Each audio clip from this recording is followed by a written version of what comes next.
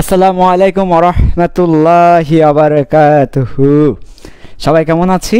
আশা করি ভালো আছি, আমিও ভালো আছি। Open course chemistry chapter 4 lecture 2 green chemistry নিয়ে আজকের আমাদের আলোচনা। সো আমাদের চ্যাপ্টারের শুরুতেই গ্রিন কেমিস্ট্রি নামে একটা কনসেপ্ট আছে, সেই কনসেপ্টে আমরা চলে এসেছি।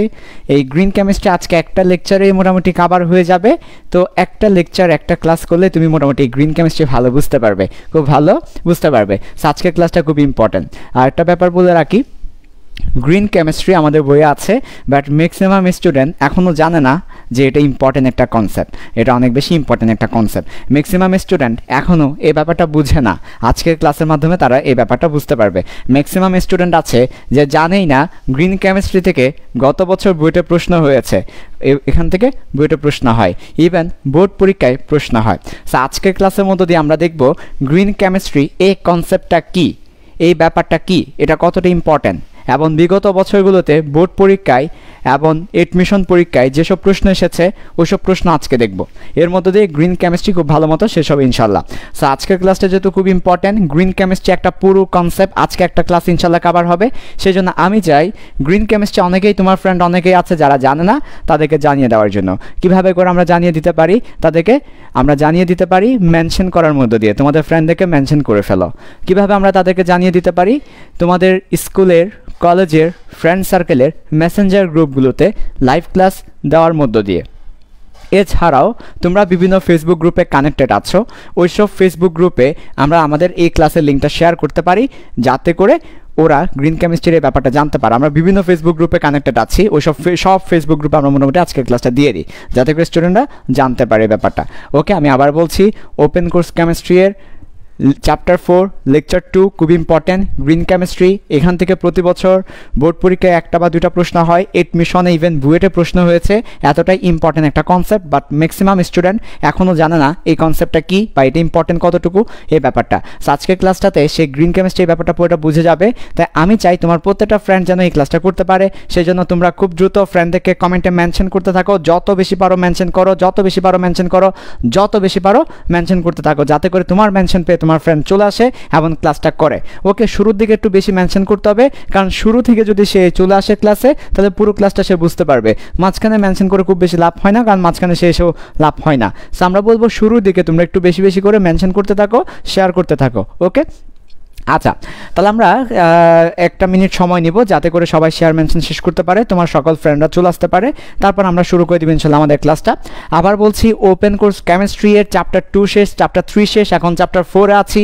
চ্যাপ্টার 4-এর লেকচার 2 গ্রিন কেমিস্ট্রি। আজকে এক ক্লাসে গ্রিন কেমিস্ট্রি কভার হবে। গ্রিন কেমিস্ট্রি আমাদের বোর্ড পরীক্ষার জন্য, আমাদের এডমিশনের জন্য অনেক বেশি গুরুত্বপূর্ণ, but alas maximum student green chemistry কি জানেই না। এটা যে পড়তে হবে, এটা যে একটা পড়ার টপিক, এখান থেকে যে প্রশ্ন আসতে পারে জানেই না। আজকের ক্লাস ইনশাল্লাহ গ্রিন কেমিস্ট্রি কনসেপ্টটা ক্লিয়ার হবে। ওকে, সো তোমরা শেয়ার করতে থাকো, মেনশন করতে থাকো, আমরা শুরু করতে থাকি ক্লাসটা। ওকে, শুরু করি তাহলে। ঠিক আছে ভাইয়া, শুরু করছি। দেখো, গ্রিন কেমিস্ট্রি সবাই নোট করবে এবং নোটটার সাথে সাথে ওপেন কোর্স কেমিস্ট্রি গ্রুপে শেয়ার করে দিবে। ঠিক আছে, নোট শেয়ার না করলে কিন্তু সমস্যা হবে। ওকে, ঠিক আছে, শুরু করি। বিসমিল্লাহির রহমানির রহিম। তাহলে আমরা এখন দেখব গ্রিন কেমিস্ট্রি। তাহলে আমরা কি দেখব আজকে? আজকে আমরা দেখব গ্রিন কেমিস্ট্রি। আমি একদম উপরে হেডিং দিচ্ছি, গ্রিন কেমিস্ট্রি। ওকে ভাইয়া, গ্রিন কেমিস্ট্রি হেডিং দিয়েছি। এখন ভালো করে খেয়াল করো। প্রথমত ভাইয়া, গ্রিন কেমিস্ট্রি এই ব্যাপারটা কি? গ্রিন কেমিস্ট্রি এই ব্যাপারটা কি? ওকে, লেকচার 1-এ চ্যাপ্টার ম্যাপ পড়ানোর সময় আমরা একটা কথা বলেছিলাম যে আমরা যে রাসায়নিক বিক্রিয়াগুলো করব, ওই রাসায়নিক বিক্রিয়া নিয়ে আমাদের চ্যাপ্টার 4। সো এই রাসায়নিক বিক্রিয়ার মধ্যে কিছু রাসায়নিক বিক্রিয়া পরিবেশের ক্ষতি করবে, আর কিছু রাসায়নিক বিক্রিয়া পরিবেশের ক্ষতি কম করবে। এই যে পরিবেশ বান্ধব, অর্থাৎ পরিবেশের কম ক্ষতি করাকে আমরা বলি পরিবেশ বান্ধব। পরিবেশ বান্ধব, পরিবেশ বান্ধব, eco friendly, eco friendly, eco friendly. এই পরিবেশ বান্ধব বা ইকো ফ্রেন্ডলি এই ব্যাপারটাই হচ্ছে হচ্ছে গ্রিন কেমিস্ট্রি। তাহলে গ্রিন কেমিস্ট্রি মানে কি? গ্রিন কেমিস্ট্রি মানে আমাদের রাসায়নিক বিক্রিয়া পরিবেশের ক্ষতি করবে না, বরঞ্চ পরিবেশ বান্ধব হবে, এই ব্যাপারটাকে বলছি গ্রিন কেমিস্ট্রি। গ্রিন কেন বলা হচ্ছে? গ্রিন হচ্ছে কিসের প্রতীক? গ্রিন হচ্ছে পরিবেশের প্রতীক, পরিবেশের প্রতীক, ন্যাচারালের প্রতীক। তো পরিবেশ আমরা তো বলে দিয়েছি এমন কেমিস্ট্রি পড়ব যেটা পরিবেশের সহায়ক, পরিবেশের জন্য বান্ধব হবে, ইকো ফ্রেন্ডলি হবে, এমন কেমিস্ট্রি আমরা পড়বো, তাই না? আচ্ছা, দেখা যাচ্ছে না? আচ্ছা, তাহলে দেখো এমন কেমিস্ট্রি পড়বো যেটা পরিবেশের জন্য বান্ধব হবে, পরিবেশের জন্য সহায়ক হবে, সেই জন্য আমরা এটা নাম দিয়েছি গ্রিন কেমিস্ট্রি। আচ্ছা, ঠিক আছে। সো এখন দেখো ফার্স্ট অফ অল আমরা একটা একটা করে লিখি গ্রিন কেমিস্ট্রি থেকে। তো গ্রিন কেমিস্ট্রি হচ্ছে, দেখো, রাসায়নিক বিক্রিয়ায়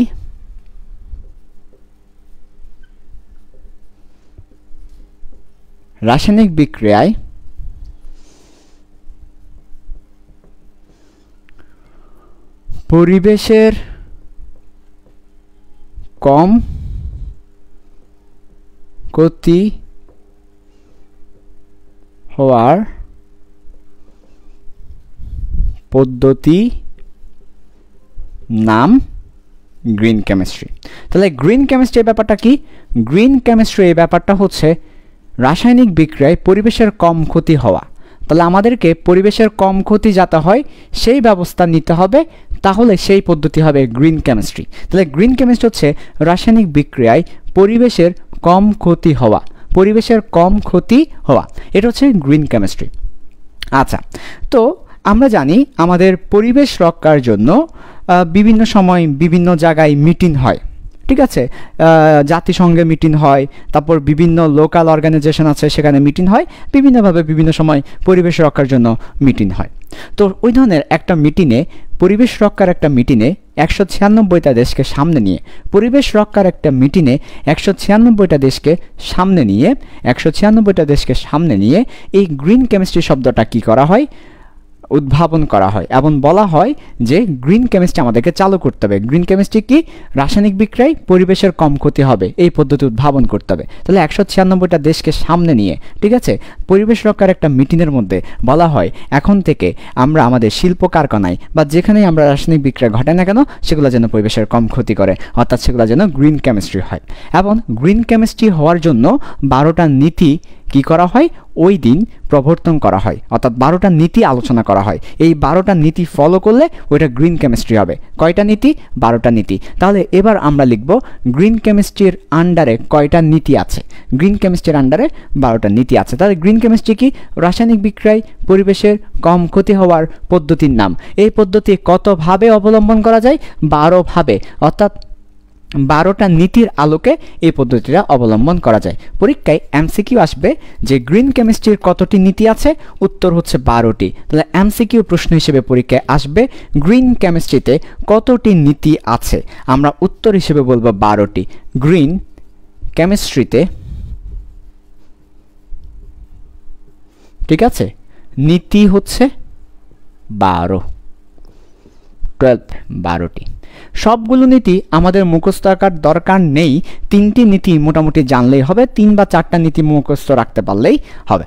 আচ্ছা, তাহলে গ্রিন কেমিস্ট্রিতে নীতি হচ্ছে কতটি? নীতি হচ্ছে 12টি। আমরা একটু পরেই নীতিগুলো লিখব। তাহলে আবার বলছি, গ্রিন কেমিস্ট্রি কি? রাসায়নিক বিক্রিয়ায় পরিবেশের কম ক্ষতি হওয়ার পদ্ধতির নাম গ্রিন কেমিস্ট্রি, আর গ্রিন কেমিস্ট্রিতে নীতি হচ্ছে 12টি। এখন পরীক্ষায় কি প্রশ্ন হবে? পরীক্ষায় প্রশ্ন করবে গ্রিন কেমিস্ট্রি কি, জ্ঞানমূলক প্রশ্ন হবে গ্রিন কেমিস্ট্রি কি, আর এমসিকিউ প্রশ্ন হবে গ্রিন কেমিস্ট্রিতে, গ্রিন কেমিস্ট্রি বানান ভুল হয়েছে, গ্রিন কেমিস্ট্রিতে নীতি কয়টি? নীতি হচ্ছে 12টি। এবার পরীক্ষায় যে জ্ঞানমূলক প্রশ্ন হবে গ্রিন কেমিস্ট্রি কি, যদি এই প্রশ্নটা আসে গ্রিন কেমিস্ট্রি কি বা সবুজ রসায়ন কি, তাহলে আমরা কোন অ্যান্সারটা লিখব? উপর একটা অ্যান্সার লিখে দিয়েছি, রাসায়নিক বিক্রিয়া পরিবেশের কম ক্ষতি হওয়ার পদ্ধতির নাম গ্রিন কেমিস্ট্রি। তবে এটার চেয়ে ভালো একটা ডেফিনেশন আছে যেটা আমরা পরীক্ষায় লিখব। সেটা লেখার পরে আমরা এই নীতিতে যাব। ডেফিনেশনটা আগে লিখে ফেলি, তারপর আমরা নীতিতে যাব। তাহলে চলে আসো ডেফিনেশন ফর এক্সাম। এক্সামের জন্য যেই ডেফিনেশনটা আমরা লিখব সেই ডেফিনেশনটা এখন তোমাদেরকে লিখে দিচ্ছি। ডেফিনেশন ফর এক্সাম, পরীক্ষায় প্রশ্ন করবে তোমাকে সবুজ রসায়ন কি, সবুজ রসায়ন কি, অথবা তোমাকে প্রশ্ন করবে গ্রিন কেমিস্ট্রি কি। তখন তুমি পরীক্ষায় জ্ঞানমূলক প্রশ্নে কি লিখবে? আচ্ছা, আমি যেটা লিখে দিচ্ছি হুবহু এটা লিখতে পারো, তাহলে তোমার একেবারে 1-এ 1 তুমি পেয়ে যাবে। সবুজ রসায়ন বা গ্রিন কেমিস্ট্রি হচ্ছে, তুমি লিখবে প্রথমতই আসবে শিল্পক্ষেত্রে, এই কথাটা বলতে হবে, কারণ আমরা শিল্পক্ষেত্রে এই পদ্ধতি অ্যাপ্লাই করব। তাহলে কোথায় এই পদ্ধতি অ্যাপ্লাই করা হবে? শিল্পক্ষেত্রে। হয় শিল্পক্ষেত্রে, হয় কোথায়? শিল্পক্ষেত্রে। আচ্ছা, তারপরে শিল্পক্ষেত্রে, এরপরে শিল্পক্ষেত্রে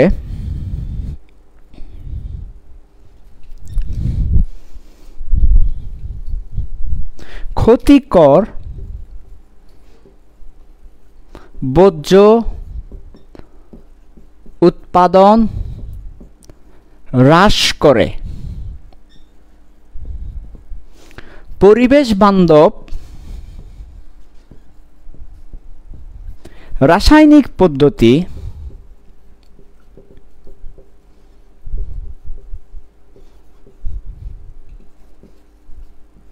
অবলম্বন করাকে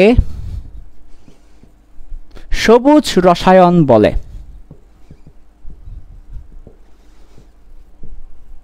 আশা করি দেখা যাচ্ছে। তাহলে এই যে ডেফিনেশনটা আমি লিখে দিয়েছি, ডেফিনেশনটা একটু মার্ক করব। শিল্পক্ষেত্রে, তাহলে কোথায়? শিল্পক্ষেত্রে। ক্ষতিকর বর্জ্য উৎপাদন হ্রাস করে, তাহলে কি করে? ক্ষতিকর বর্জ্য উৎপাদন হ্রাস করে কি করতে হবে? পরিবেশ বান্ধব রাসায়নিক পদ্ধতি অবলম্বন করতে হবে। পরিবেশ বান্ধব রাসায়নিক পদ্ধতি অবলম্বন করতে হবে, তাহলে ওইটাকে বলবো আমরা সবুজ রসায়ন। পরীক্ষায় যদি আসে ডেফিনেশন হিসেবে অথবা বললো জ্ঞানমূলকে সবুজ রসায়ন কি, এই অ্যান্সারটা লিখব। লিখে নাও তোমরা খুব দ্রুত এবং আন্ডারলাইন করো। শিল্পক্ষেত্রে ক্ষতিকর বর্জ্য উৎপাদন হ্রাস করে পরিবেশ বান্ধব রাসায়নিক পদ্ধতি অবলম্বন করাকে সবুজ রসায়ন বলে। খুব দ্রুত লিখে নাও, শিল্পক্ষেত্রে ক্ষতিকর বর্জ্য উৎপাদন হ্রাস করে পরিবেশ বান্ধব রাসায়নিক পদ্ধতি অবলম্বন করাকে সবুজ রসায়ন বলে। এবার আসো 12টি নীতি আছে, তার মধ্যে 3টা নীতি আমরা পড়াশোনা করব। আবার বলছি এমসিকিউতে প্রশ্ন আসবে গ্রিন কেমিস্ট্রিতে নীতি সংখ্যা কত? উত্তর হচ্ছে 12। গ্রিন কেমিস্ট্রিতে নীতি সংখ্যা কত? 1 ডজন। 1 ডজনের মধ্যে আমরা 3টা পড়বো শুধু। ওকে, তাহলে আসো এবার।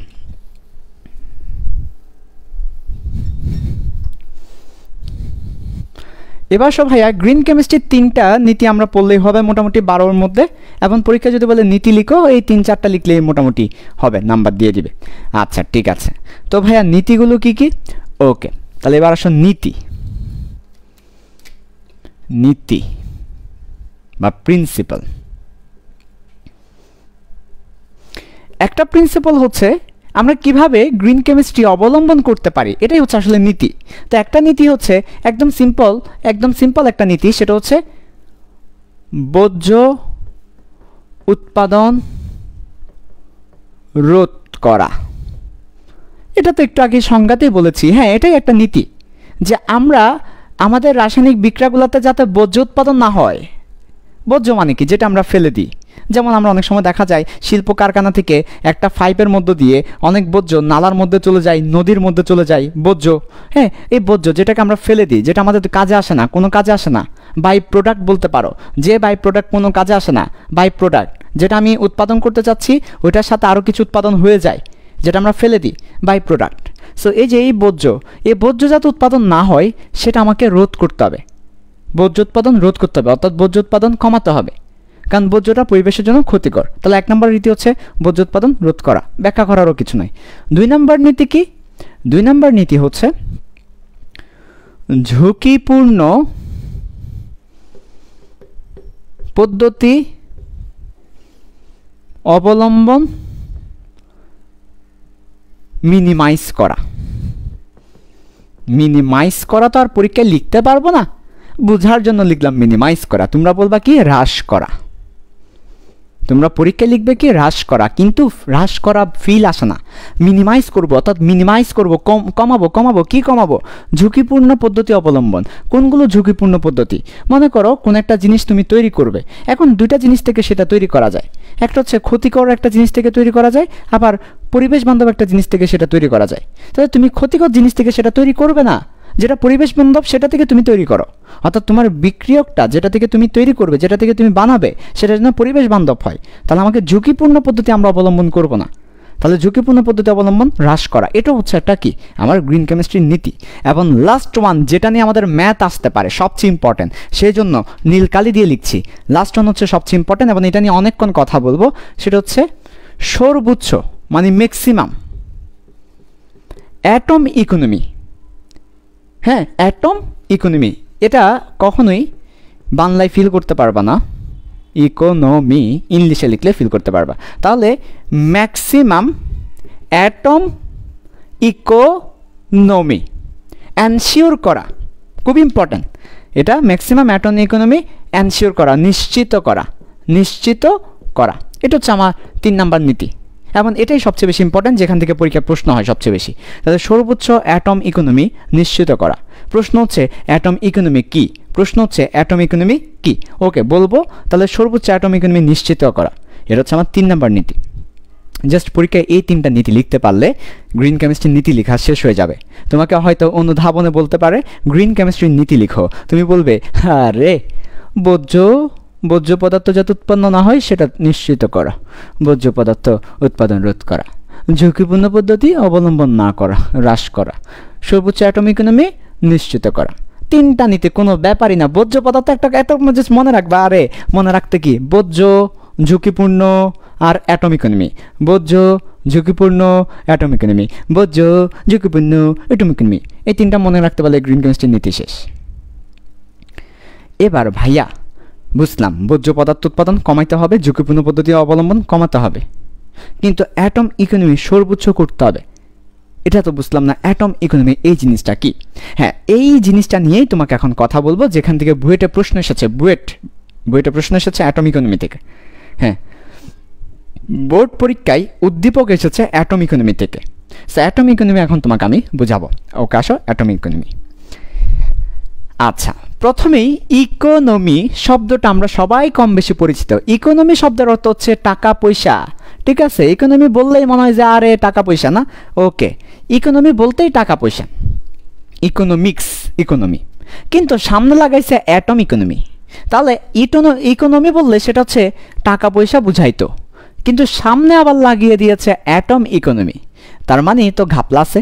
অ্যাটম ইকোনমি মানে পরমাণু টাকা পয়সা না, ব্যাপারটা হচ্ছে ইকোনমি বলতে টাকা পয়সা যে না, ইকোনমি বলতে যেটা বোঝায় সেটা হচ্ছে ইকোনমি বলতে আসলে ক্যালকুলেশন, গ্রাফিক্যাল ক্যালকুলেশনগুলোকে ইকোনমি বলে।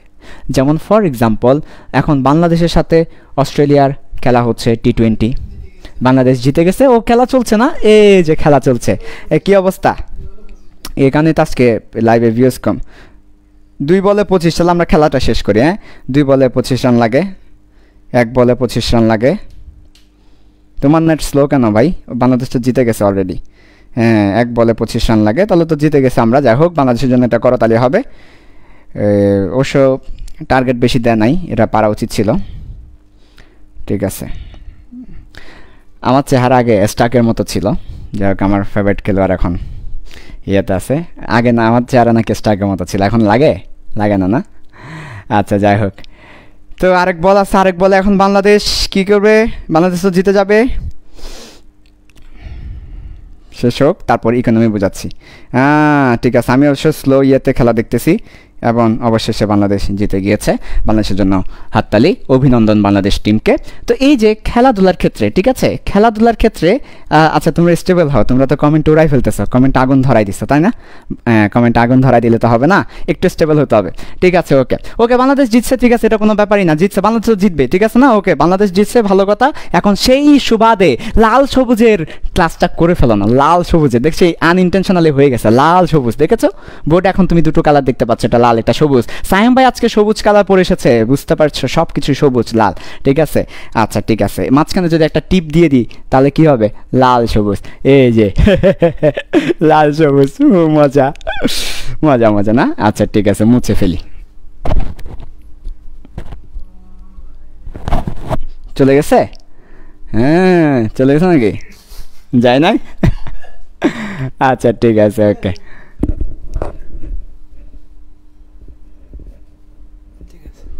ওকে, মজা মজা মজা, ঠিক আছে। তো যেটা বললাম আর কি, বাংলাদেশ জয়ের আনন্দ উদযাপন করে ফেললাম। এখন আমরা কি করব? এখন আমরা হচ্ছে পড়াশোনায় ফিরে আসবো। তাহলে আবার আসি, বিসমিল্লাহ বলে পড়াশোনায় ফিরে আসি। ওকে, বিসমিল্লাহির রহমানির রহিম। সবাই পড়াশোনায় ফিরে আসি। এখন দেখো ভালো করে, অ্যাটম ইকোনমি। তো ইকোনমি শব্দের অর্থ হচ্ছে, তোমরা দেখবে খেলাধুলার ক্ষেত্রে কিন্তু ইকোনমি একটা ব্যাপার চলে আসে। খেলাধুলার ক্ষেত্র ইকোনমি একটা ব্যাপার, খেলাধুলার ক্ষেত্রে চলে আসে ইকোনমি একটা ব্যাপার আছে। তো এই যে আমরা অনেক সময় দেখি আমাদের খেলার কত বলে কত উইকেট গিয়েছে, কত রান করেছে, রানের গ্রাফটা কেমন, স্ট্রাইক রেট কেমন, তারপর হচ্ছে এই ব্যাপারগুলো কিন্তু ইকোনমি হিসেবে দেখায়, তাই না? তোমরা দেখবে কার স্ট্রাইক রেট কেমন, এখানে লেখা থাকে, ইকোনমি একটা শব্দ লেখা থাকে স্ট্রাইক রেটের ক্ষেত্রে, তারপরে আরও বিভিন্ন ক্ষেত্রে আমার ইকোনমি শব্দটা লেখা থাকে। ইকোনমি মানে হিসাব নিকাশ আর কি। তো অ্যাটম ইকোনমি বলতে বোঝাচ্ছে অ্যাটমের হিসাব নিকাশ করব। তাহলে অ্যাটমের হিসাব নিকাশকে অ্যাটম ইকোনমি বলছি। অ্যাটমের হিসাব নিকাশ, তাহলে বাংলায় লিখো এটাকে পরমাণুর হিসাব নিকাশ বলাচ্ছে, পরমাণুর হিসাব নিকাশ।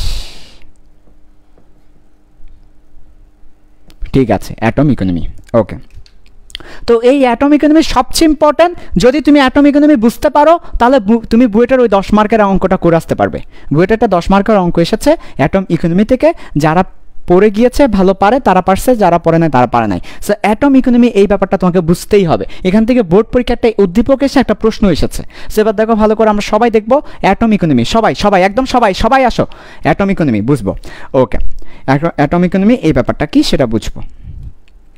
ডেফিনেশনে যাব, ডেফিনেশনে তো অবশ্যই যাব। ডেফিনেশন কি সেই ডেফিনেশনের মধ্যে যাব। ডেফিনেশনে যাওয়ার আগে, ইকোনমি ডেফিনেশনে যাওয়ার আগে এটার মূল থিমটা কি? এটার মূল থিম হচ্ছে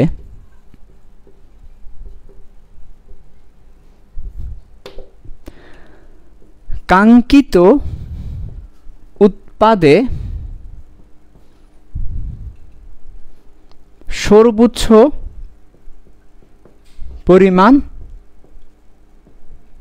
বিক্রিয়ক ইনক্লুড করা, অন্তর্ভুক্ত করা। যদি আরো সহজভাবে বলি তাহলে বলতে পারি বিক্রিয়কের ম্যাক্সিমাম অংশ দিয়ে উৎপাদ তৈরি করা। বিক্রিয়কের ম্যাক্সিমাম অংশ দিয়ে কাঙ্ক্ষিত উৎপাদ বানানো।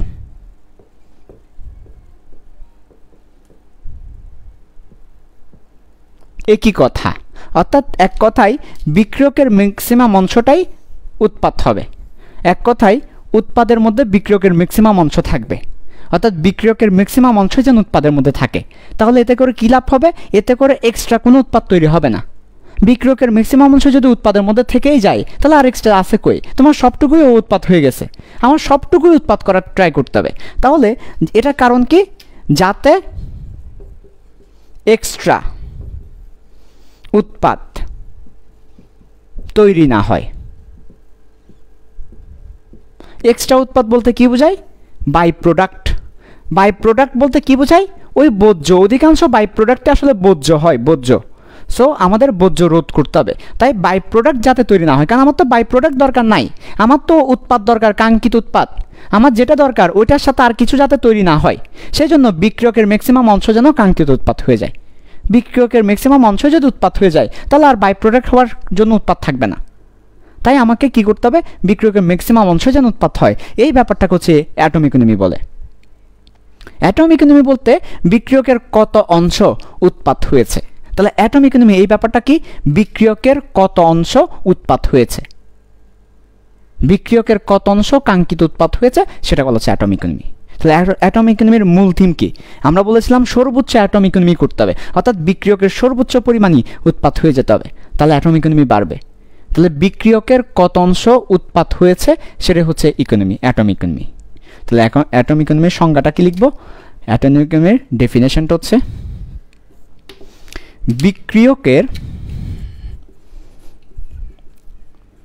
বিক্রিয়কের কত অংশ কাঙ্ক্ষিত উৎপাদ হয়েছে তার শতকরা প্রকাশ কে অ্যাটম ইকোনমি বলে।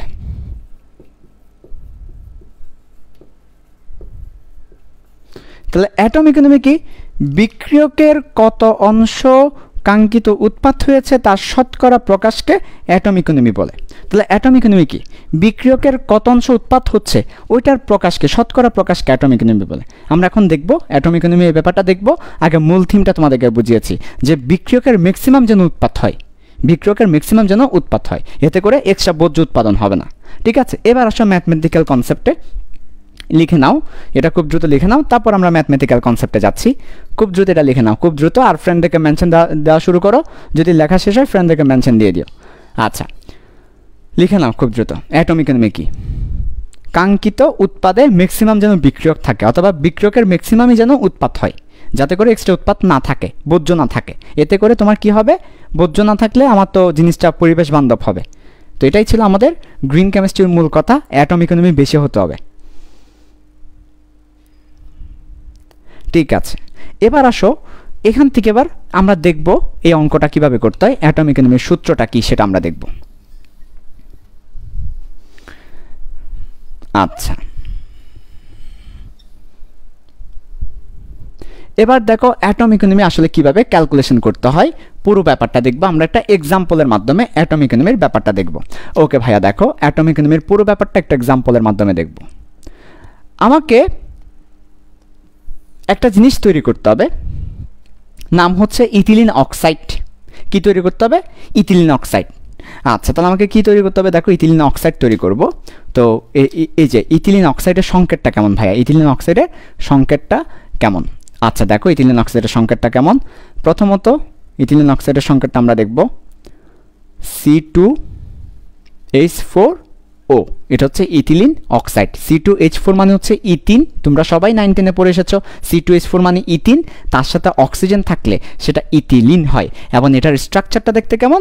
ওকে, স্ট্রাকচারটা দেখো, একটা কার্বন আরও একটা কার্বন, তারপর একটা হাইড্রোজেন আরও একটা হাইড্রোজেন, একটা হাইড্রোজেন আরও একটা হাইড্রোজেন, আর বাকি একটি হাত খালি আছে। ও তারা ধরলো আরও একটি হাত খালি আছে। তাহলে একটা কার্বনের সাথে দুটো হাইড্রোজেন, একটা কার্বনের সাথে দুটো হাইড্রোজেন, আরও একটা হাত খালি আছে। ওই হাতে দুইজনেই অক্সিজেনকে ধরে। তাহলে এই যে এই কার্বনের সাথে অক্সিজেন কানেক্টেড, এই কার্বনের সাথে অক্সিজেন কানেক্টেড। তো এই যে দুইটা কার্বনের সাথে একটা অক্সিজেন কানেক্টেড, এই পুরো জিনিসটাকে বলা হয় ইথিলিন অক্সাইড। তাহলে এটার নাম কি? এটার নাম হচ্ছে ইথিলিন অক্সাইড। ইথিলিন অক্সাইড, ঠিক আছে। ইথিলিন অক্সাইড কাদেরকে বলা হচ্ছে? ইথিলিন অক্সাইড বিশেষ করে ইথিন থেকে যদি ইথেন প্লাস অন্য কিছু হয়, ইথেন প্লাস অন্য কিছু হয়, তখন সেটাকে ইথিলিন বলি আমরা। তাহলে আগে ইথিন ছিল, আগে দ্বিবন্ধন ছিল, পরে সিঙ্গেল বন্ধন হয়ে কিছু হলো, তখন সেটাকে আমরা ইথিলিন বলে থাকি। যেমন তাহলে আমার ইথিলিন অক্সাইডটা কোথায় থেকে হয়েছে? ইথিলিন অক্সাইডটা দেখো সিঙ্গেল বন্ড, এখানে কিন্তু কোনো দ্বিবন্ধন নাই, সিঙ্গেল বন্ড। তাহলে সিঙ্গেল বন্ড হয়েছে দ্বিবন্ধন থেকে, অর্থাৎ ইথিন থেকে যদি কোনো কিছু সিঙ্গেল বন্ড হয় তবে সেটাকে ইথিলিন বলা হচ্ছে। তাহলে আমার এটা বেসিক্যালি ইথিন থেকে হয়েছে, C2H4 থেকে হয়েছে। C2H4 এর সাথে হাফ অণু অক্সিজেন যুক্ত করেছি। হাফ অণু অক্সিজেন দেওয়ায় হাফ অণু অক্সিজেন মানে একটা অক্সিজেন দেওয়ায় আমার ইথিলিন অক্সাইড হয়েছে। তাহলে ইথিন থেকে সিঙ্গেল বন্ড, ইথিন থেকে যদি কেউ ইথেন হয় তখন সেটাকে ইথিলিন বলি। ইথিন থেকে ইথেন প্লাস অন্য কিছু, তাহলে এটা ইথেন এর সাথে অক্সিজেন, ইথেন প্লাস অন্য কিছু, সিঙ্গেল বন্ড সাথে অন্য কিছু, তখন সেটাকে ইথিলিন বলি। আগে ইথিন ছিল, পরে ইথিলিন হয়েছে, ইথিলিন অক্সাইড। আচ্ছা, তো এই যে ইথিলিন অক্সাইডটা উৎপন্ন করলাম এই একটা পদ্ধতিতে, এটা হচ্ছে আমার পদ্ধতি 1, এটা হচ্ছে আমার একটা পদ্ধতি 1। আরেকভাবে এটা তৈরি করা যায় পদ্ধতি 2। আরেকভাবে সেটা তৈরি করা যায়, সেটা হচ্ছে কিভাবে দেখো, C2H4 অর্থাৎ ইথিন, তার সাথে ক্যালসিয়াম হাইড্রোক্সাইড, তার সাথে ক্লোরিন। তাহলে ক্লোরিন, ক্যালসিয়াম হাইড্রোক্সাইড আর হচ্ছে ইথিন। ক্লোরিন তো এমনি ইজিলি পাওয়া যায়, ক্লোরিন গ্যাস দিব, আর হচ্ছে এখানে তোমার চুনের পানি দিব। চুনের পানি তো অ্যাভেলেবল, আমার দাদারা যে চুনা খাই, চুনার পানি দিব। তারপর দেয়ালে যে ওই রং করা হয়, আমাদের যে ফ্লোর, আমাদের যে ছাদ বা এটাকে আমরা কি বলি, আমাদের যে রূপ, তো রূপ দেখো, তোমার একটা সাদা দেওয়া, রূপটা সবার ঘরের রূপ হচ্ছে সাদা, এটা হচ্ছে আসলে চুন লাগানো হয়েছে, ঠিক আছে। তাহলে এই যে চুনের পানি ক্লোরিন গ্যাস পাওয়া যায়, তো চুনের পানি আর ক্লোরিন গ্যাস ব্যবহার করে ইথিনের সাথে বিক্রিয়া করালে কি হয় দেখো, তখনও আমার ইথিলিন অক্সাইড পাওয়া যায়, তারপর ক্যালসিয়াম ক্লোরাইড পাওয়া যায়, আর হচ্ছে পানি উৎপন্ন হয়। তাহলে এই ক্ষেত্রেও কিন্তু আমার ইথিলিন অক্সাইড উৎপন্ন হচ্ছে। তাহলে ইথিলিন অক্সাইড এই ক্ষেত্রে উৎপন্ন হচ্ছে, ইথিলিন অক্সাইড এই ক্ষেত্রে উৎপন্ন হচ্ছে। এটা পদ্ধতি 1, এটা পদ্ধতি 2। এখন আমাকে কোন পদ্ধতিটা বাছাই করতে হবে, এই পদ্ধতিটা গ্রিন কেমিস্ট্রি হবে নাকি এই পদ্ধতিটা গ্রিন কেমিস্ট্রি হবে, কোন পদ্ধতিটা গ্রিন কেমিস্ট্রি হবে, কোন পদ্ধতি অধিক গ্রিনার হবে, অধিক গ্রিনার মানে কোনটা পরিবেশ বান্ধব হবে। তাহলে আমাকে এখন প্রশ্ন করবে, এই দুইটা পদ্ধতি দেওয়ার পর আমাকে প্রশ্ন করেছে, মাই কোয়েশ্চেন ইজ পদ্ধতি 1 এবং পদ্ধতি 2 কোনটি অধিক গ্রিনার। তাহলে কোন পদ্ধতি অধিক গ্রিনার, তাহলে গ্রিনার মানে কি ভাইয়া তুমিই বলো, গ্রিনার মানে কি, কোনটা অধিক পরিবেশ বান্ধব। এটা কি দিয়ে মেজার করব, কোন পদ্ধতি অধিক গ্রিনার এটা কি দিয়ে মেজার করব, অনেকগুলো ফ্যাক্টর আছে। একটা হচ্ছে বর্জ্য উৎপাদন, কোথায় কম বর্জ্য উৎপাদন হয়েছে সেটা একটা, কোথায় ঝুঁকিপূর্ণ উৎপাদ কম ব্যবহার করছে সেটা একটা, তবে সবচেয়ে বেশি ইম্পর্টেন্ট যেটা সেটা হচ্ছে অ্যাটম ইকোনমি। একটু আগেই যেটা পড়িয়েছি সেটা অ্যাটম ইকোনমি। অ্যাটম ইকোনমি দিয়ে আমরা বের করব ম্যাথমেটিক্যালি, গাণিতিকভাবে আমরা বের করব অ্যাটম ইকোনমি দিয়ে এটার অ্যাটম ইকোনমি কত আর এটার অ্যাটম ইকোনমি কত। যার অ্যাটম ইকোনমি বেশি হবে সে বেশি গ্রিনার হবে। তাহলে তোমাকে কিভাবে প্রশ্ন করবে গ্রিন কেমিস্ট্রি থেকে, তোমাকে কোনো একটা উৎপাদ উৎপন্ন করতে বলবে দুটো পদ্ধতি দিয়ে, এই একটা পদ্ধতি এই একটা পদ্ধতি, অথবা 3টা পদ্ধতি দিতে পারে, একাধিক পদ্ধতি দিতে পারে, অনেকগুলো পদ্ধতিতে একটা উৎপাদ তুমি তৈরি করবা। এখন তুমি কোন পদ্ধতি বাছাই করবে, কোন পদ্ধতি অধিক গ্রিনার হবে। তাহলে প্রত্যেকটা পদ্ধতিতে তুমি অ্যাটম ইকোনমি বের করবে, অ্যাটম ইকোনমি বের করার পরে যার অ্যাটম ইকোনমি বেশি হবে সেটা অধিক গ্রিনার হবে, অ্যাটম ইকোনমি যার বেশি হবে সে অধিক কী হবে, পরিবেশ বান্ধব হবে। এখন প্রশ্ন হচ্ছে ভাইয়া বুঝলাম, কিভাবে প্রশ্ন হবে সেটা বুঝতে পেরেছি, যে আমাকে উদ্দীপকে বিক্রিয়া দেওয়া থাকবে, বিক্রিয়ার আলোকে অ্যাটম ইকোনমি বের করতে হবে। এখন অ্যাটম ইকোনমি কীভাবে বের করব, কিভাবে অ্যাটম ইকোনমি বের করব সেটা এবার বলতে হবে। তাহলে আসো অ্যাটম ইকোনমির ফর্মুলা কি, পাশে এই কর্নারে অ্যাটম ইকোনমির ফর্মুলাটা লিখে রাখো, তোমরা নিচে নিচে লিখো, আমার জায়গা নেই তাই পাশে লিখছি, তোমরা এই প্রশ্নের নিচে লিখবে, এই প্রশ্নের নিচে লিখো, এই প্রশ্নের নিচে লিখো অ্যাটম ইকোনমি কি সেটা, এই প্রশ্নের নিচে লিখো অ্যাটম ইকোনমি। এই যে অ্যাটম এ ইকোনমি ই, এবং এটা একটা শতকরা তাই পার্সেন্ট দেওয়া হয় সামনে, এটাকে প্রকাশ করা হয় পার্সেন্ট এ ই দিয়ে, A for atom E for economy. তাহলে percent A for atom E for economy is equal to, তাহলে আমরা লিখব percent A E atom economy সমান, উপরে হচ্ছে কাঙ্ক্ষিত উৎপাদের মৌল সংখ্যা সহ সংকেত ভর, মৌল সংখ্যা সহ সংকেত ভর, আর নিচে লিখব সব উৎপাদের মৌল সংখ্যা সহ সংকেত ভর,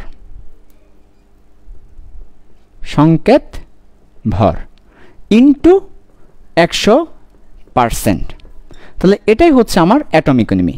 সো দেখা যাচ্ছে কিনা একটু দেখো, ক্যামেরার অ্যাঙ্গেল দিয়ে একটু দেখো দেখা যাচ্ছে কিনা, হ্যাঁ দেখা যাচ্ছে। তাহলে একটু দেখো, কাঙ্ক্ষিত উৎপাদের মৌল সংখ্যা সহ সংকেত ভর, সব উৎপাদের মৌল সংখ্যা সহ সংকেত ভর। আবার বলছি, কাঙ্ক্ষিত উৎপাদের মৌল সংখ্যা সহ সংকেত ভর, সব উৎপাদের মৌল সংখ্যা সহ সংকেত ভর। যারা বুঝতেছে না আবার দেখো, কাঙ্ক্ষিত উৎপাদের মৌল সংখ্যা সহ সংকেত ভর, সংকেত ভর। তাহলে কাঙ্ক্ষিত উৎপাদের মৌল সংখ্যা সহ সংকেত ভর আর হচ্ছে সব উৎপাদের মৌল সংখ্যা সহ সংকেত ভর।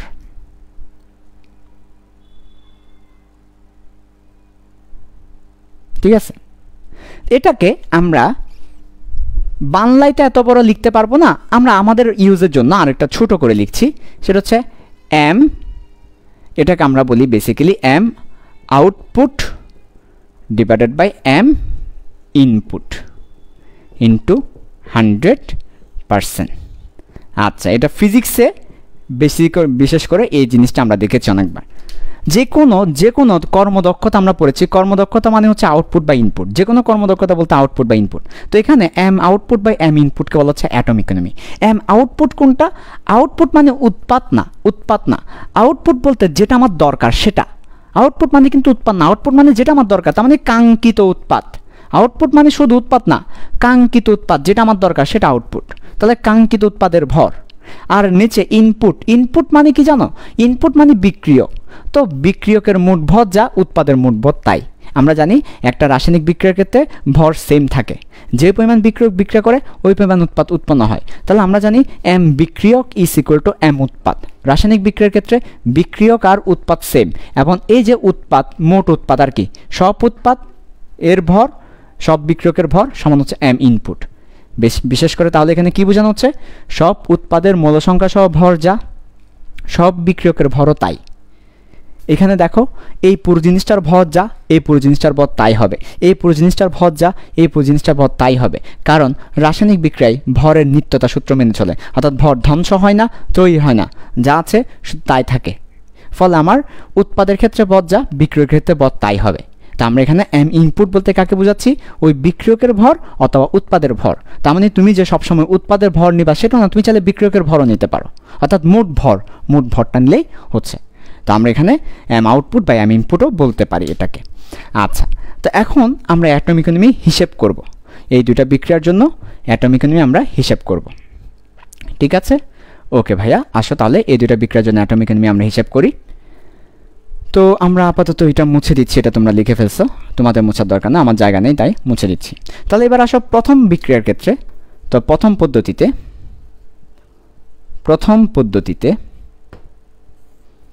কাঙ্ক্ষিত উৎপাদ হচ্ছে C2H4O, এ হচ্ছে কাঙ্ক্ষিত উৎপাদ। তাহলে আমরা লিখলাম প্রথম বিক্রিয়াতে কাঙ্ক্ষিত উৎপাদের ভর, কাঙ্ক্ষিত উৎপাদ হচ্ছে C4H8O, এবং এটা কয় মোল? 1 মোল, শুধু 1 মোল তৈরি হয়েছে। এই যে 1 মোল, হাফ মোল, 1 মোল। তাহলে কাঙ্ক্ষিত উৎপাদ হচ্ছে C4H8O, সরি C2H4O, এটা হচ্ছে আমার কাঙ্ক্ষিত উৎপাদ। তাহলে এটার সংকেত ভর বলতে কি বোঝায়?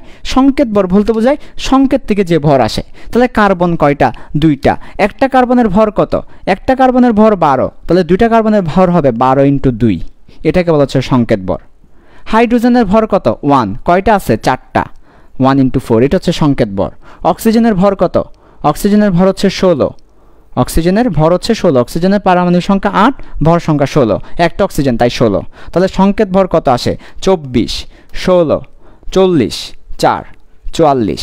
তাহলে এই হচ্ছে সংকেত ভর, উপরে লিখবো 44। একক লেখার দরকার নেই, একক লিখতেও পারো, একক লিখলে কাটাকাটি চলে যাবে, ফলে একক না লিখলেও চলবে, 44। তাহলে কাঙ্ক্ষিত উৎপাদের সংকেত ভর কত? 44। তাহলে আমরা লিখবো কাঙ্ক্ষিত উৎপাদ এটা, নিচে লিখবো সংকেত ভর, উপরে লিখবো কাঙ্ক্ষিত উৎপাদ দিয়ে এই জিনিসটা, তারপর লিখবো সংকেত ভর দিয়ে এই জিনিসটা। এই এবার হচ্ছে কি? এবার হচ্ছে উৎপাদের এই কাঙ্ক্ষিত উৎপাদটাই কিন্তু এখানে সব উৎপাদ। তাহলে আবার তোমার আলাদাভাবে বের করার দরকার নাই, তুমি চাইলে বলতে পারো যে সব উৎপাদের সংকেত ভর অথবা বিক্রিয়কের সংকেত ভর। তুমি বিক্রিয়কের সংকেত ভর হিসাব করতে পারো, বিক্রিয়কের সংকেত ভর হিসাব করলে দুইটাই নিতে হবে। চলো আমরা সেটা দেখাই তোমাদেরকে। এবার আসো বিক্রিয়কের সংকেত ভর।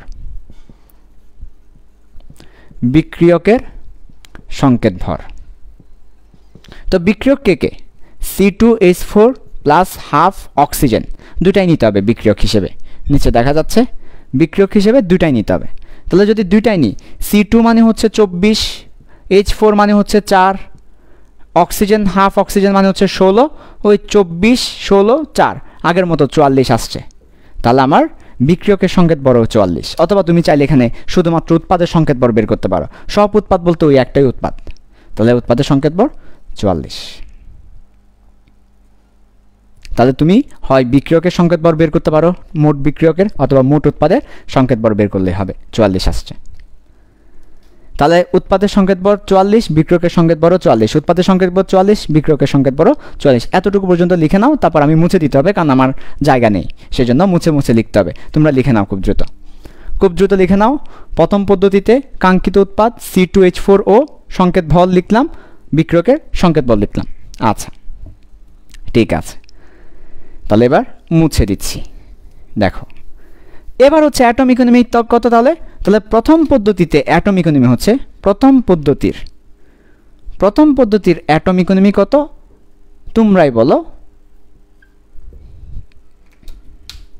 প্রথম পদ্ধতির অ্যাটম ইকোনমি পার্সেন্টেজ AE সমান উপরে বসাবো কাঙ্ক্ষিত উৎপাদের সংকেত বল 44, নিচে বসাবো সব উৎপাদের সংকেত বল 44 ইন্টু 100%, তাহলে আলটিমেটলি 100% হচ্ছে। তাহলে এটার অ্যাটম ইকোনমি 100%। এটা দ্বারা কি বোঝায়? এটা দ্বারা বোঝায় বিক্রিয়কের 100% উৎপাদ হয়েছে। বিক্রিয়কের কত পার্সেন্ট উৎপাদ হয়েছে সেটাই অ্যাটম ইকোনমি। বিক্রিয়কের কত পার্সেন্ট উৎপাদ হয়েছে সেটাই অ্যাটম ইকোনমি। বিক্রিয়কের 100% উৎপাদ হয়েছে, তাহলে 100% হচ্ছে অ্যাটম ইকোনমি। ঠিক আছে, সবাই বুঝতে পেরেছো 100% অ্যাটম ইকোনমি এই ব্যাপারটা? ওকে, ঠিক আছে, ওকে। এরপর এবার আসো দ্বিতীয় পদ্ধতিতে, এই যে সেকেন্ড পদ্ধতিতে অ্যাটম ইকোনমি বের করব। সেকেন্ড পদ্ধতির অ্যাটম ইকোনমি বের করব। আসো সেকেন্ড পদ্ধতির অ্যাটম ইকোনমি, তারপর আমরা বলবো কোন পদ্ধতি অধিক গ্রিনার। তাহলে সেকেন্ড পদ্ধতির অ্যাটম ইকোনমি দেখো, সেকেন্ড পদ্ধতিতে, দ্বিতীয় পদ্ধতিতে আমি এখানে দেখাচ্ছি। দ্বিতীয় পদ্ধতিতে আমাকে দুইবার বের করতে হবে না, একবার বের করেছি হয়েছে। কাঙ্ক্ষিত উৎপাদ কোনটা? কাঙ্ক্ষিত উৎপাদ হচ্ছে ওই একটাই যেটা তোমাকে উৎপন্ন করতে বলেছে, এটাই হচ্ছে কাঙ্ক্ষিত উৎপাদ। তাহলে কাঙ্ক্ষিত উৎপাদ একবার বের করলেই হবে। কাঙ্ক্ষিত উৎপাদ C2H4O, এর সংকেত ভর কত? একটু আগে বের করেছি, এর সংকেত ভর 44, এর সংকেত ভর 44। এবার আসো সব উৎপাদের সংকেত ভর অথবা সব বিক্রিয়কের যে কোনো একটা নিলেই হবে, যে কোনো একটা নিলেই হবে। তাহলে সব উৎপাদের সংকেত ভর, তাহলে সব উৎপাদের সংকেত ভর বের করব। তো সব উৎপাদের সংকেত ভরের আগে সংকেতগুলো লিখে ফেলতে পারো। তাহলে C2H4O, ক্যালসিয়াম ক্লোরাইড আর হচ্ছে পানি। সমতা বিধানও করতে হবে, সমতা বিধান না করলে হবে না, সমতা বিধান করে নিতে হবে। যে কোনো বিক্রিয়া সমতা বিধান না করলে বিপদ আছে। সমতা বিধান না করলে তুমি বুঝতে পারবে না এখানে কয় মোল এখানে কয় মোল, সমান হবে না। সমতা বিধান করে নিতে হবে। তাহলে একটু সমতা বিধান করো। C2 H4 অক্সিজেন একটা, অক্সিজেন দুইটা, অক্সিজেন দুইটা, হাইড্রোজেন দুইটা, হাইড্রোজেন দুইটা, ক্যালসিয়াম ক্লোরাইড, ক্যালসিয়াম ক্লোরাইড। আল্লাহর খাস রহমত, সমতা করাই আছে, এখানে আর কিছু দিতে হচ্ছে না, সমতা করাই আছে। প্রত্যেকটা এই পাশে যতটা আছে ও পাশে তত আছে, সমতা বিধান করা আছে, আল্লাহর খাস রহমত। ওকে, তাহলে এবার আসো সব উৎপাদের সংকেত বর। সব উৎপাদের সংকেত বর এবার দেখবো। তাহলে C2H4O মানে হচ্ছে 44, তারপর ক্যালসিয়াম ক্লোরাইড, ক্যালসিয়াম হচ্ছে 40, ক্লোরিন হচ্ছে, আমি তো ক্লোরিনের ভর সংখ্যা ভুলে গেছি, ক্লোরিন কত? ক্লোরিনের ভর সংখ্যা হচ্ছে 35.5। আচ্ছা, তাহলে 35.5 হলে 71, দুইটা মিলে 71। 35.5 হলে দুইটা মিলে 71। ক্যালসিয়াম 40, পানি 18, পানির ভর সংখ্যা কত? 18। ঠিক আছে, তাহলে আমাদের কত আসে? 40, এরপর হচ্ছে কত হিসেব করো তোমরা সবাই, 40, তারপর এখানে হচ্ছে 80, 80 মিলে 160, 160-এর পরে 4, 1, 170, 172, 172, 172 আসে। দেখো তো তোমাদের 172 আসছে কিনা। তারপর অ্যাটম ইকোনমি বের করবো আমরা। তাহলে আমার সংকেত বর আসে কত? 178। ওকে, তাহলে অ্যাটম ইকোনমি কত হবে? তাহলে অ্যাটম ইকোনমি হবে, দ্বিতীয় পদ্ধতির অ্যাটম ইকোনমি হবে, দ্বিতীয় পদ্ধতির অ্যাটম ইকোনমি কত হবে? দ্বিতীয় পদ্ধতির অ্যাটম ইকোনমি হবে উপরে 44 নিচে 172, উপরে 44 নিচে 172 ইন্টু 100%। কত আসে দেখো? 40 আর এখানে 160, একটু বেশি, তার মানে 25.something%, 25.something% আসবে এখানে। 440-এর মধ্যে এটা 25, ঠিক আছে, 25.something% আসবে। এটা হচ্ছে দ্বিতীয় পদ্ধতির অ্যাটম ইকোনমি। যার অ্যাটম ইকোনমি বেশি হবে সেটা অধিক গ্রিনার হবে। তাহলে 1 নম্বর পদ্ধতি অধিক গ্রিনার, প্রথম পদ্ধতি অধিক গ্রিনার, এই হচ্ছে উত্তরটা। তাহলে তোমাকে এভাবে করে সংকেত বর বের করতে হবে, তারপর অ্যাটম ইকোনমি বের করতে হবে, তারপর বলতে পারবা তুমি অধিক গ্রিনার। এই হচ্ছে গ্রিন কেমিস্ট্রির কনসেপ্ট, যেখান থেকে বুয়েটে প্রশ্ন হয়েছে। সবাই বুঝতে পেরেছো কিনা একটু বলো।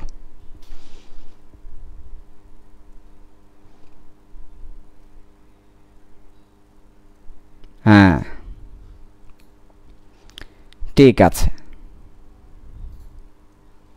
173 173 18 ও 173 ঠিক আছে 173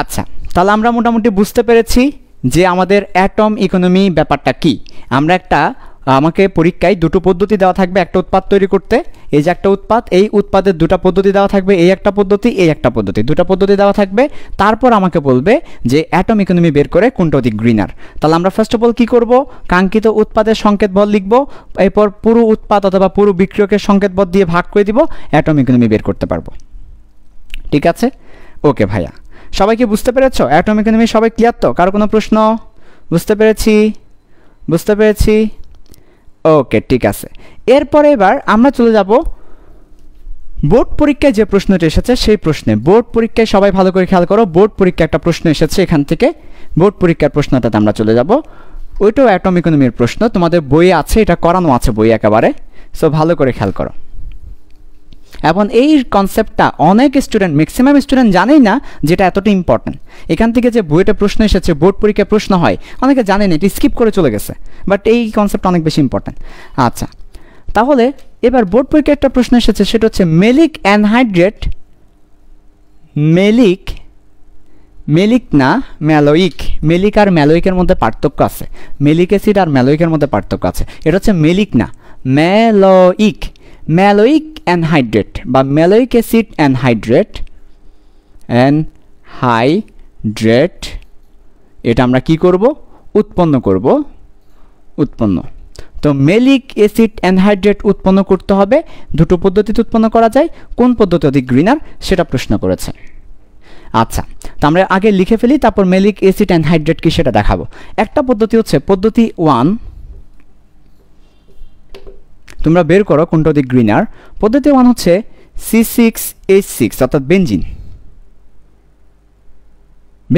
ঠিক আছে C6H6 বেনজিনের সাথে অক্সিজেন মিলে মেলিক অ্যানহাইড্রেট হবে C4H2O3 এটা হচ্ছে মেলিক অ্যানহাইড্রেটের সংকেত মেলিক অ্যানহাইড্রেট হবে সাথে 4 অণু পানি হবে 4 অণু কার্বন ডাইঅক্সাইড হবে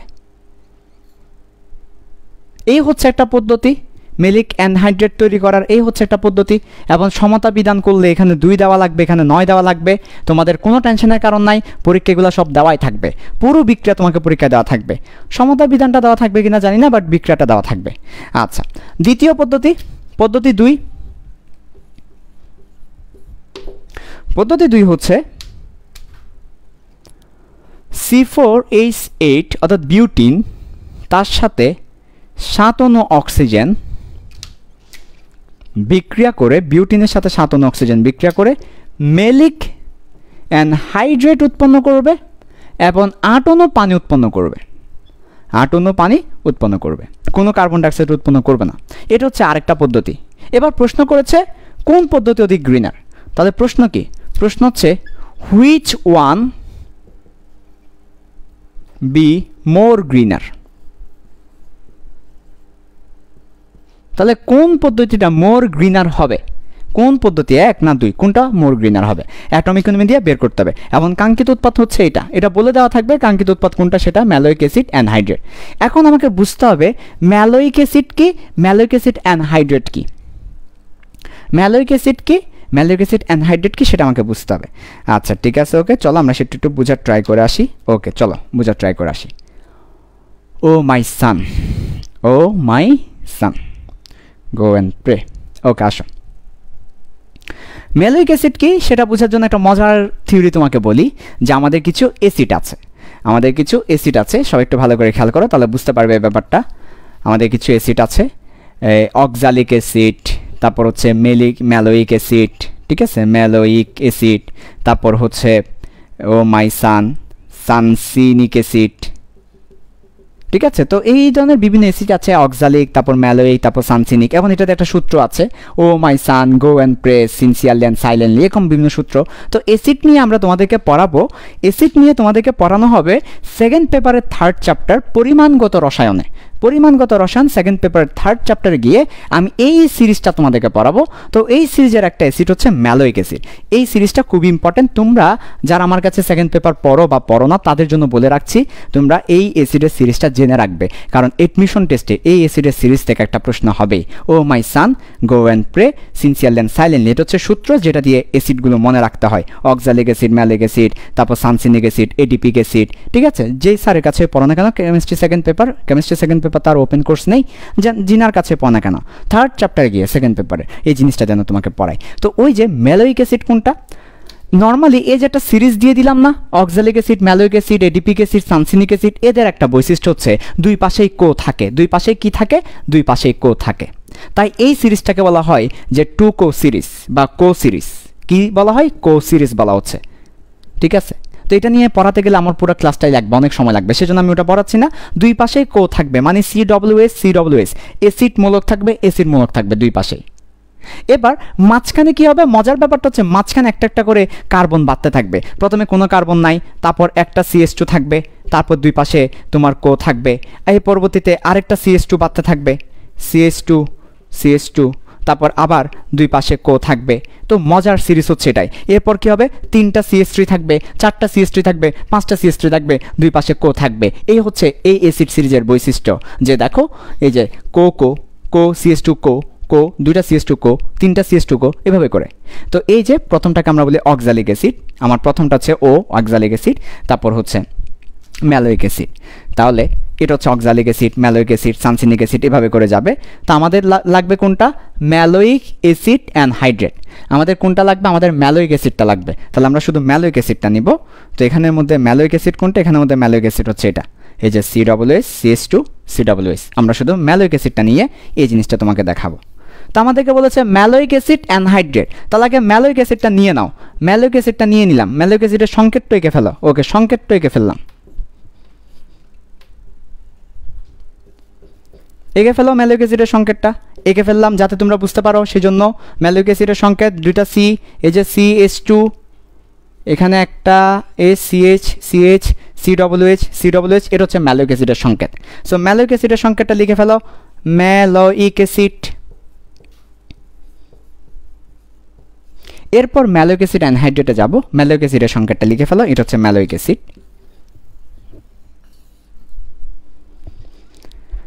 আচ্ছা, দুই পাশে কো থাকবে, এরপর হচ্ছে দুইটা CH2 থাকবে, দুইটা CH2 দ্বিবন্ধন থাকবে, দ্বিবন্ধন থাকলে ম্যালোইক অ্যাসিড। এর আগে যদি আবার এখানে সিঙ্গেল বন্ড থাকে সেটাও আবার ম্যালোইকের আবার প্রকারভেদ আছে, সিঙ্গেল বন্ডও থাকতে পারে, দ্বিবন্ধনও থাকতে পারে।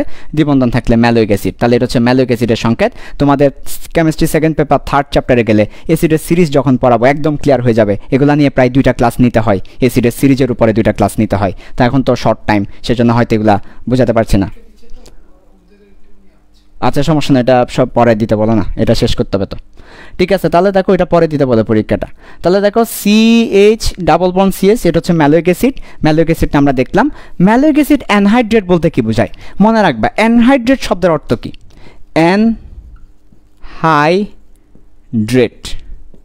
অ্যানহাইড্রেট এই শব্দের অর্থ হচ্ছে কারো কাছ থেকে এক অণু পানি নিয়ে নেওয়া। অ্যানহাইড্রেট শব্দের অর্থ হচ্ছে এক অণু পানি নিয়ে নেওয়া। এক অণু পানি নিয়ে নেওয়া, এটাকে আমরা বলি অ্যানহাইড্রেট। তাহলে তুমি কোন একটা যৌগ থেকে এক অণু পানি নিয়ে নিবা, এটা হচ্ছে অ্যানহাইড্রেট। কোন একটা যৌগ থেকে এক অণু পানি নিয়ে নিবা, এটা হচ্ছে অ্যানহাইড্রেট। তাহলে এবার দেখো এখানে ম্যালোইক অ্যাসিড এক অণু পানি নিয়ে নাও। তাহলে এই যে O নিয়ে নাও, H নিয়ে নাও, আর একটা H নিয়ে নাও। তাহলে দুইটা H একটা O নিয়ে নাও, অর্থাৎ দুইটা H একটা O মিলে পানি হয়ে যাবে। তখন আর বাকি থাকবে কি? তখন আর বাকি থাকবে এই যে দেখো CH⋯CH, CO, এরপর একটা O বাকি থাকবে। ওই ওটা কি করবে? ওই ও দেখো এখানে কি হচ্ছে মজার ব্যাপারটা, যখন এখান থেকে ওয়েস্ট চলে যাবে তাহলে ওয়েস্ট চলে গেল। তো ওয়েস্ট চলে গেলে তো একটা হাত খালি হচ্ছে, এই যে একটা হাত খালি হচ্ছে, কার হাত? ও এর একটা হাত খালি হচ্ছে, যেটা দিয়ে সে ওকে ধরেছিল। আবার এখান থেকে এস চলে গেল, এখান থেকে এস চলে যাওয়ার কারণে ও এর একটা হাত খালি হলো, এই যে ও এর একটা হাত খালি হলো, যেটা দিয়ে সে কাকে ধরেছে? যেটা দিয়ে সে হাইড্রোজেনকে ধরেছে। আমরা এই ওটাকে এখানে নিয়ে আসলাম, জাস্ট এই ওটাকে এই জায়গায় নিয়ে আসলাম, এই যে। তাহলে এই যে দেখো অক্সিজেনের দুইটা হাত, অক্সিজেনের দুইটা হাত, একটা দিয়ে কার্বনকে ধরেছে, আরেকটা দিয়ে অক্সিজেনকে ধরেছে, অক্সিজেনের দুইটা হাত। তাহলে একটা পানি চলে গেল এবং দুইটা অক্সিজেন মিলে একটা অক্সিজেন শেয়ার করলো। একটা পানি চলে যাওয়া, এটার নাম হয়ে যাবে অ্যানহাইড্রেট।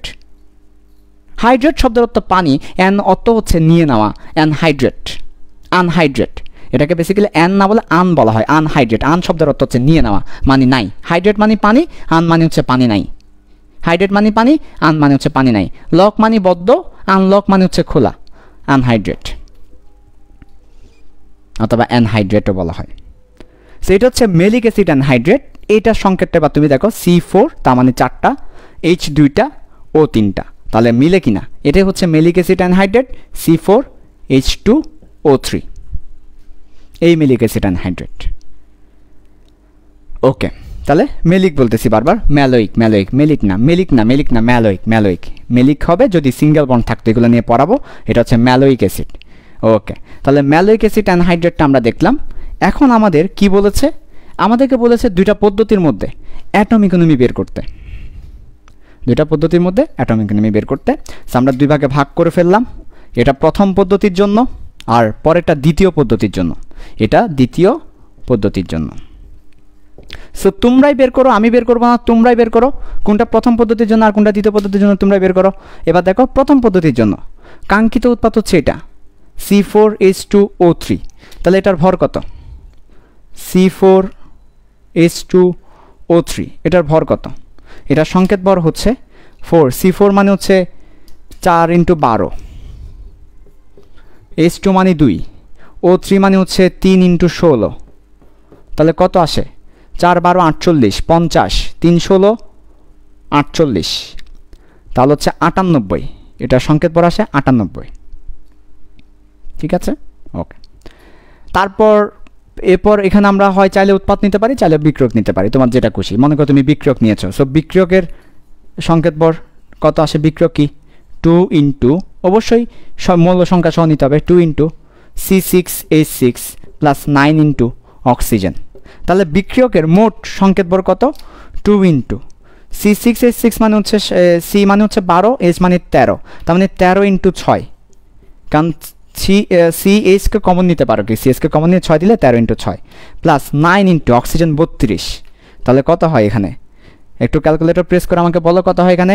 320, ওইখান থেকে 32 বাদ দাও, তাহলে হচ্ছে 200, 320 ওইখান থেকে 32 বাদ দাও, 298। 298 এর সাথে যোগ করব, কত আসে? 13 × 6, 13 × 5 মানে 65, তার মানে হচ্ছে 13 × 5 মানে 65, 65, তারপর হচ্ছে 75, 75 এর সাথে 78, 78কে আবার দ্বিগুণ করা লাগবে, 78কে দ্বিগুণ করলে 156। ওকে, 78কে দ্বিগুণ করলে 156, তাহলে কত আসে এখানে? 98, তার মানে 300, 454। তাহলে আমার ফাইনালে আসে 454 আর এখানে আসে 98। ঠিক আছে, তাহলে আমার এখানে কত আসে? 454, এখানে আসে 98। তাহলে অ্যাটম ইকোনমি কত? Atom economy percentage, atom economy উপর 98, নিচে 454 × 100%। হ্যাঁ, কত আসে সেটা বের করবা।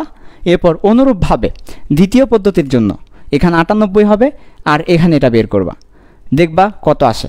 যার অ্যাটম ইকোনমি বেশি আসবে সে অধিক গ্রিনার হবে, এবং এই ক্ষেত্রে বেসিক্যালি এটা অধিক গ্রিনার হয়, 2 নম্বর পদ্ধতি অধিক গ্রিনার হয়। ঠিক আছে, পারা যাবে। তো এই হচ্ছে অ্যাটম ইকোনমি বের করা এবং গ্রিনার বের করার পদ্ধতি। এই হচ্ছে গ্রিন কেমিস্ট্রি। গ্রিন কেমিস্ট্রি থেকে এই প্রশ্নটাই আসবে, কোন পদ্ধতি অধিক গ্রিনার। তোমাদের বইও আছে, তোমরা একটু দেখবে, এইটুকুই আর কি। ঠিক আছে, আচ্ছা, আশা করি তোমরা বুঝতে পেরেছো, কোনো সমস্যা নাই। তাহলে আমরা কি করলাম? প্রথম পদ্ধতির জন্য উৎপাদের কাঙ্ক্ষিত উৎপাদের ভরটা বের করব, তারপর পুরো বিক্রিয়ক অথবা পুরো উৎপাদের ভরটা নিব, এরপর ভাগ করে দিব অ্যাটম ইকোনমি। ঠিক আছে, ওকে, আল্লাহ হাফেজ, আজকে এইটুকুই থাকবে।